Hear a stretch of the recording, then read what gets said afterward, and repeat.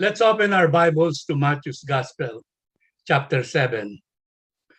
We are at the end of the Sermon on the Mount, starting at verse 21. Not everyone who says to me, Lord, Lord, shall enter the kingdom of heaven, but he who does the will of my Father in heaven. Many will say to me in that day, Lord, Lord, have we not prophesied in your name, cast out demons in your name, and done many wonders in your name? And then I will declare to them, I never knew you. Depart from me, you who practice lawlessness. Billions of people who say Jesus is Lord will be going to spend eternity in hell. Maraming tao na akala nila ay mga ligtas sila at papunta na sila sa langit. Ngunit sila ay mabibigo, malulungkot at maghihinagpis pagdating ng araw ng paghuhukom o huling paghahatol sa katapusan ng mundo. The sad truth is, there are many people in the world that think that He's their Lord.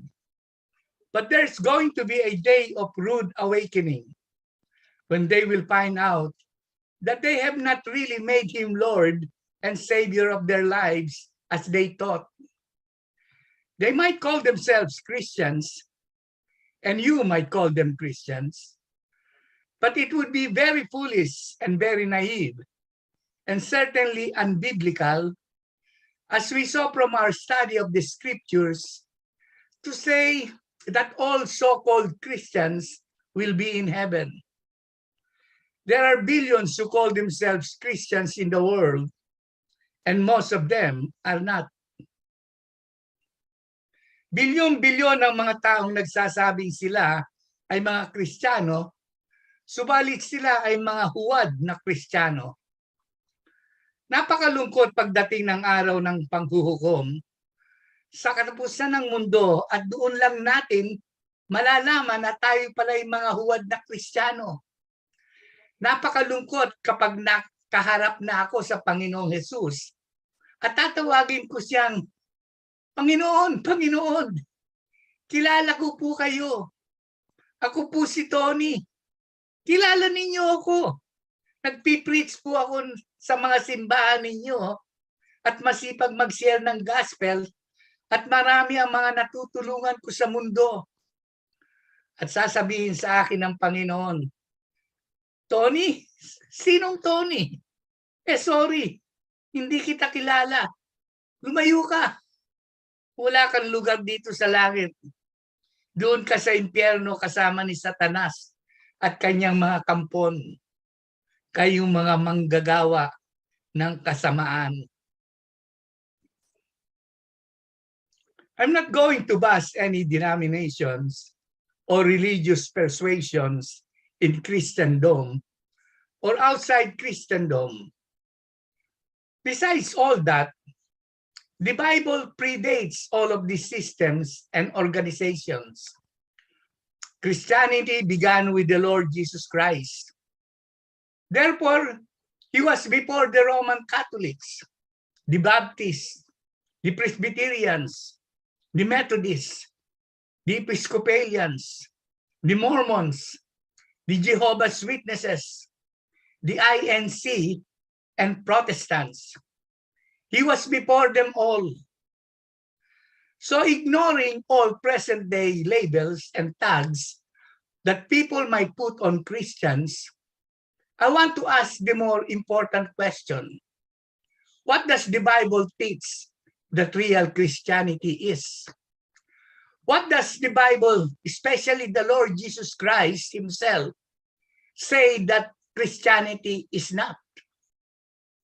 If you would ask people who even call themselves Christians, they would say, well, I was born a Catholic or I was born a Christian.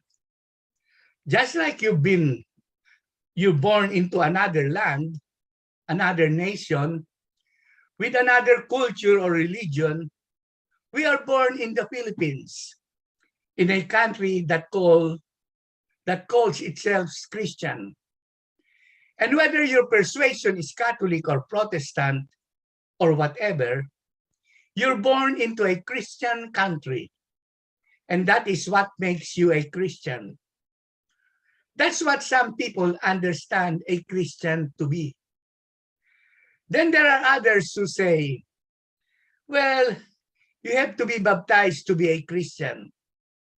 Whether it's sprinkled as a little child or whether it is an adult being baptized in total immersion. That's what makes you a Christian. Others will say, well, when you become 12 and you are confirmed, that's what people understand as being what it is to have a Christian conversion. There are others who think of Christianity as being good. They think that being a Christian is following some ethical moral code. Maybe it's the 10 Commandments.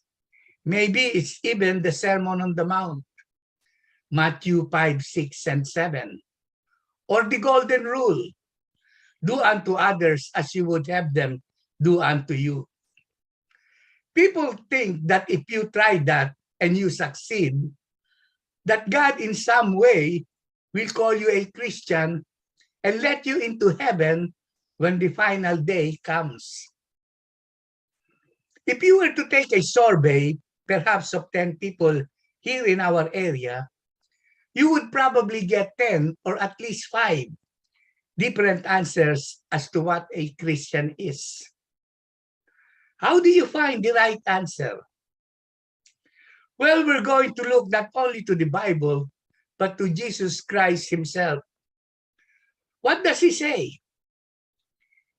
In the Sermon on the Mount, arguably the greatest sermon that the Lord Jesus ever preached, he makes what I think is perhaps the greatest heart-piercing application of all the truth that he ever left with men when he was on the earth. In his sermon, he has turned from talking about false teachers to talking about false professors. I'm not talking about a professor in a university. I'm talking about someone who professes faith in Christ. Someone who says, I'm a Christian. But Jesus says they're not. They misunderstood what it is to be a true Christian. It is very important to know because if you get it wrong now, it will be too late when you find out. When is it too late, you might ask?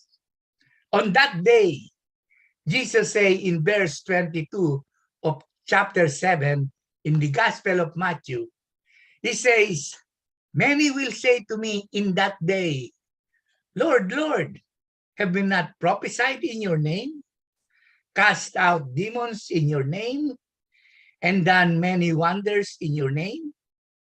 What day is it?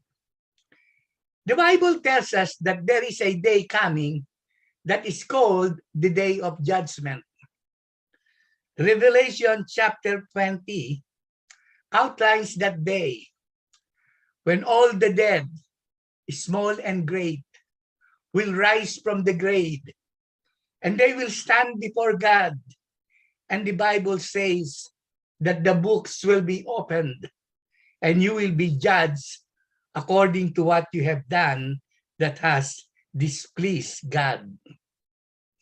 On that day, those who don't fulfill what it is to be a true Christian, as Christ meant it, the Bible says that whosoever was not found in the Lamb's book of life was cast into the lake of fire.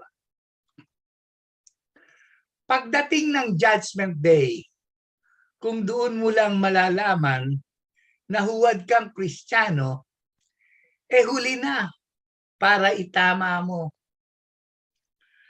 Karamihan sa atin ay hindi man lang iniimbestiga o sinisiyasat na kung ang mga paniniwala natin ay totoo o nabasa mo lang sa comics o kung anong libro o may nagsabi sa iyo o nagturo sa iyo at sinabing ito ay totoo.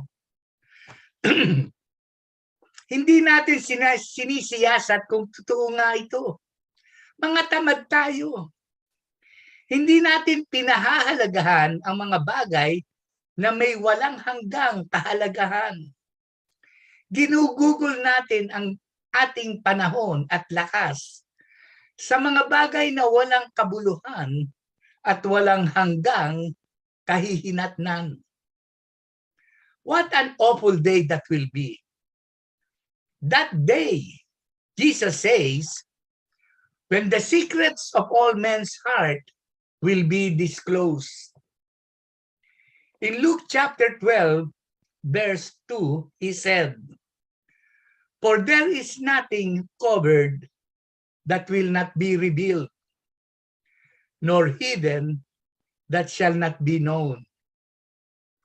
Walang natatago na di malalantad at walang nalilihim na di mabubunyag.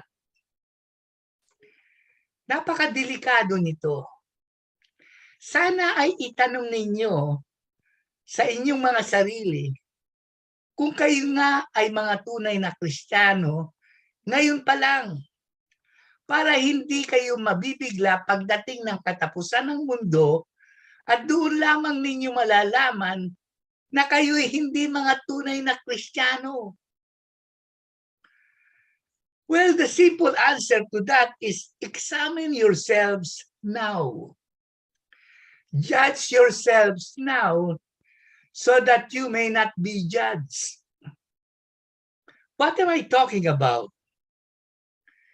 Jesus is saying that it doesn't matter what you say about being a Christian. It doesn't matter what you've done in the name of Christ. It doesn't matter even what you've been for Christ, or at least you think you've been for Christ. What matters is that He will say what He will say about you on that day. Baliwala kung ano man ang sabihin mo tungkol sa iyong pagiging Kristiyano. Baliwala kahit ano pa man ang sabihin mong ginagawa mo sa pangalan ni Jesucristo. Baliwala kung ano man ang tingin mo sa sarili mo bilang isang Kristiyano. Ang importante ay kung ano ang sasabihin ng Panginoong Jesucristo tungkol sa iyo pagdating sa araw ng paghuhukom o last judgment o the great white throne judgment. Now, here's what the Lord Jesus prophesied that He would say of many who call themselves Christians on that day. He will say to them, "You might have the right terminology, but I don't know you. What am I talking about?" Well, they say the right words. Lord, Lord. They say this word, prophesy, which is tremendously spiritual and religious word. They claim to have cast out demons in Jesus' name. They claim to have done many mighty works. So here's a group of people who are using all the right language.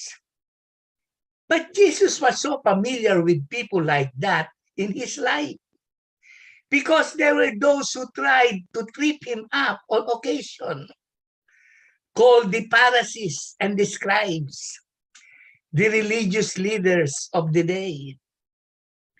Jesus spoke of them. "These people draw near to me with their lips, but their hearts are far from me. They honor me with their language, but their hearts are far away from me." Maraming mga taong ganyan. alam lahat ang mga tamang pananalita, pero ang mga puso ay malayo sa Diyos.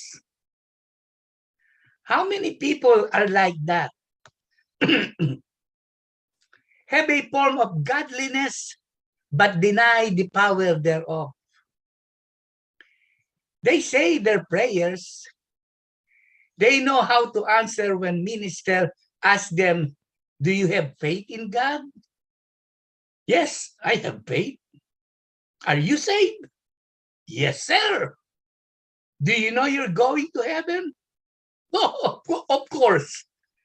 And they know all the right words and the right phrases. They know them from Sunday school. But Jesus says that knowing the right terminology does not mean you will be in heaven. They believe in the deity of Christ. You see, to call Jesus Lord as they do means that you believe that he is not only the Son of God, but God manifest in flesh, God the Son. They talk about prophesying. They talk about casting out demons. They talk about miracles. These people not only believe that Jesus is God's Son and God the Son, but they believe in the supernatural. They believe in miracles. These are people that believe that God can still do mighty things. But do you know something? The right theology did not save their soul. Now, don't misunderstand me. It's important to believe the right thing, and it is important to use the right terminology. Romans 10:9 tells us that if you confess with your mouth the Lord Jesus and believe in your heart that God has raised him from the dead, you will be saved. But you've got to understand that when the Bible talks about confessing with your mouth and believing in your heart, it's not talking about a mere intellectual assent or a verbal confession. The right terminology will not save you. Theological truths will save no one. In the book of James, the author said this: you believe that there is one God, you do well. That's very good, James says. But the demons even believe that, and they tremble. Are those demons going to heaven? When the Lord Jesus was going around performing his miracles, the demons also came out of many people, crying out and saying, "Thou art Christ, the Son of God." For they knew that he was the Christ. The demons believed that Jesus is the Christ. Are they going to heaven? Pero paano ba nga ba ako maliligtas? Paano ko malalaman na ako ay papuntang langit? Well, it's simple. It's in 1 Corinthians 12:3, where Paul says, no man can say that Jesus is the Lord, but by the Holy Ghost, the Holy Spirit. Now, what does that mean? You might say, these people said Jesus was Lord, but they didn't go to heaven because they didn't really own him as Lord. That's what Paul is saying. No man can own Jesus as Lord and Savior of their life except the Holy Spirit does that work within them. The missing element in these people's lives was that they professed faith in Christ, but the Holy Spirit had never done a regenerating, renewing, life-giving work in their hearts. The Holy Spirit has not quickened their spirits. Their spirits are still dead. Ano yun? Anong ibig sabihin nun? Yun yung pagbabago na ginagawa ng banal na espiritu sa iyo pag pumasok siya sa iyong buhay. Kapag binuhay ka na ng banal na espiritu, ay ang iyong espiritu tiyak na mayroon kang pagbabago. Paano ko malalaman na binabago na nga ako ng banal na espiritu? Here are two ways. One, conviction that you feel that you're a sinner and you can't stand being a sinner any longer. And you want something to happen to change you from a life of sin to a life of righteousness before God. That will move from a conviction to two, repentance. For the Bible says that godly sorrows leads to repentance. What does that mean? You turn from your sin and you don't turn back to it. Nagsisimula ka bang manguhi at mapuot sa iyong kasalanan? Gusto mong alisin ang kakilakilabot na pakiramdam ng pagkakasala sa iyong puso at buhay?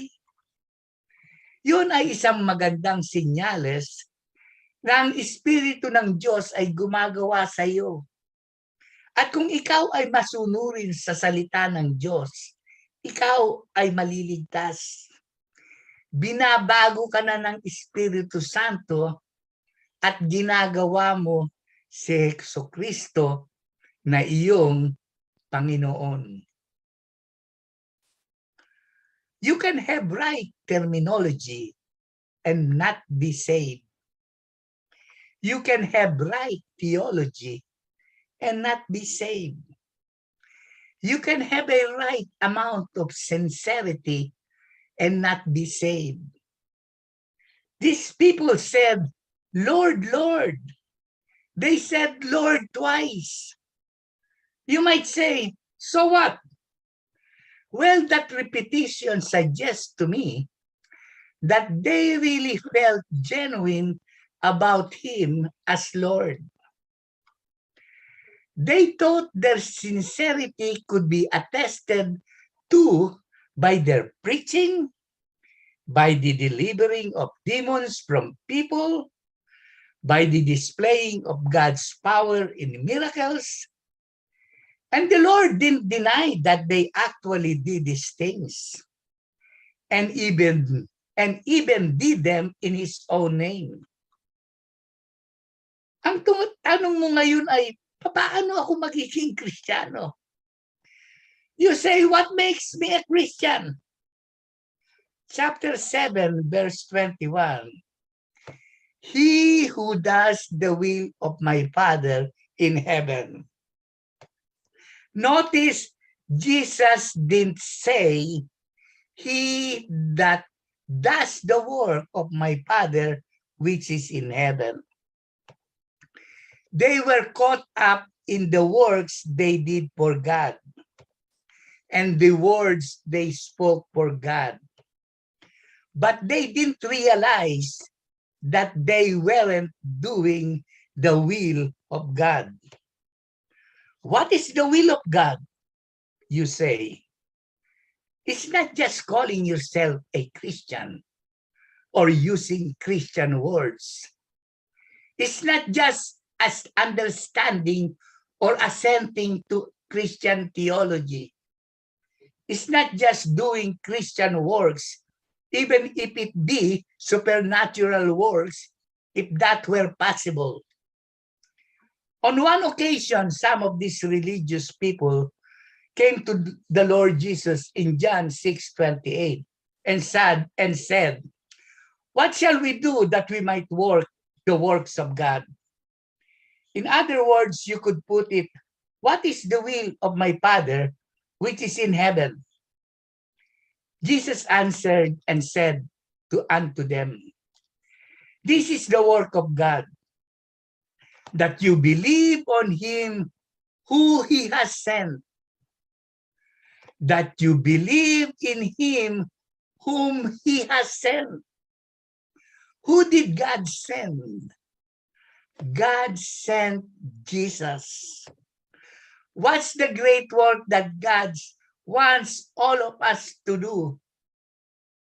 It's not prophesying. It's not casting out demons. It's not doing miracles.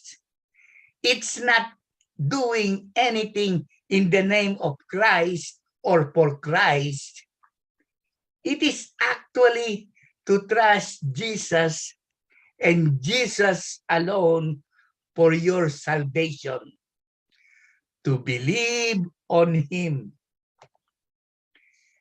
To do the will of Christ Father, which is in heaven, is to realize that you can't save yourself. To realize that whatever terminology you use, even if it be right, whatever theology you believe in, whatever sincerity you display, even if it's in great works, it doesn't mean anything in the sight of God.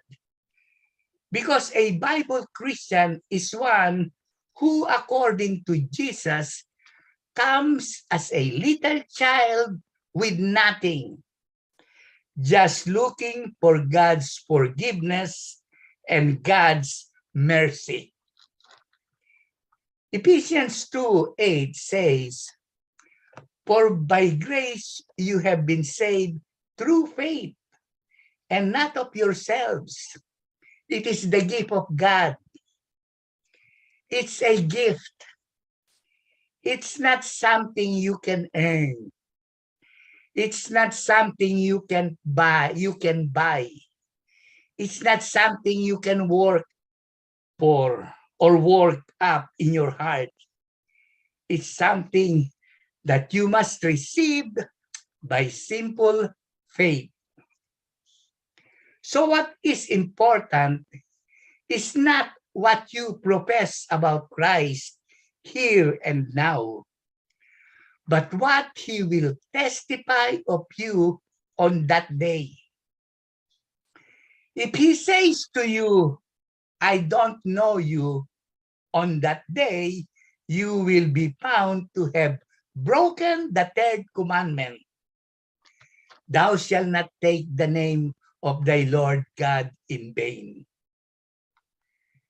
We think of that as swearing, and it is partly. But it also means taking the name of God and Christ and not really being a believer. And God says that the Lord will not hold him guiltless that takes his name in vain. If you called him Lord and you never submitted to his lordship, if it has been all talk and no walk, you will be lost. Jesus says, depart from me, you that work iniquity. You say, how could you call prophesying and casting out demons and doing miracles iniquity? Here is how you can. God says all the right things that we do. If we are without Christ, in his sight, they are filthy rags. We have no righteousness of our own. God is the only Holy One. And if we are to be holy in his sight, we must have his holiness. That's why he sent his son. That's why Jesus died on the cross, took our sins, your sin as well, bled and died, and was punished for it. Why? So that he might give you the righteousness of God. so that you might go to be with God one day. Kaya't ipinadala ng Diyos Ama ang kanyang anak upang mamatay sa krus para kabayaran ang lahat ng mga kasalanan ng mga maniniwala sa Kanya. My friend, at the end of this sermon in chapter 7, the Lord Jesus told the parable of a wise man and a foolish man. Both built houses. The foolish man built his house on the sand, but the wise man built his house on the rock. Jesus said, the man that built his house on a rock is the one who built his life on what I said, my will and the will of my Father. The one who built his house on the sand is the one who ignored my will and perhaps built their life on works, their own righteousness, what they are, what they say, what they do. Jesus said that suddenly, one day, the storms came, and it was the house on the rock that stood fast. The other house was destroyed. And the storm speaks of judgment. My friend, Judgment Day is coming. Only those who have built their life on Christ will stand firm.